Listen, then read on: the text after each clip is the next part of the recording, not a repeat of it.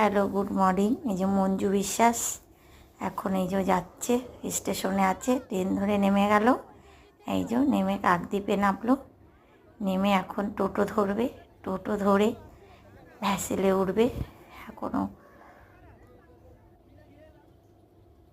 সেরকম এই জন্য নেমে গিয়ে এখন হাঁটতে হাঁটতে যাচ্ছে, ভ্যাসেলে উঠবে। এই একটা দিদিভাই দেখছেন, আর এত বড় জট, তাই পিছন থেকে একটু মঞ্জু বিশ্বাসটা ভিডিওটা করলো। এই যে এই একটা আশ্রমটা কেমন লাগছে বলবে।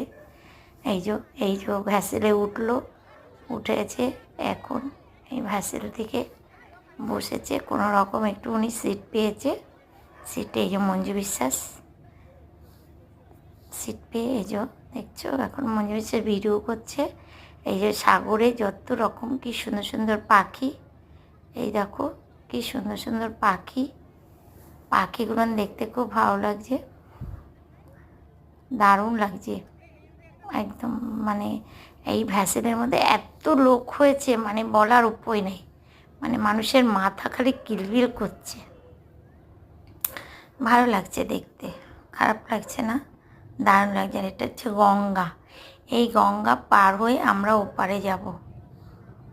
মঞ্জু বিশ্বাস যাচ্ছেন ওপারে, এখন চলছে ভ্যাসেল চলছে। এই ভ্যাসেলটা পার হতে প্রায় 35 মিনিট টাইম লাগে।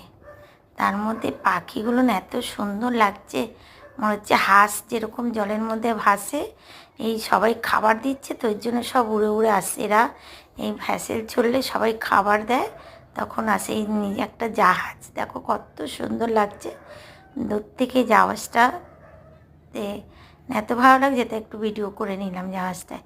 এই যে নৌকা, তারপরে এই যে দেখো কত সুন্দর লাগছে দেখতে, অপূর্ব জায়গা।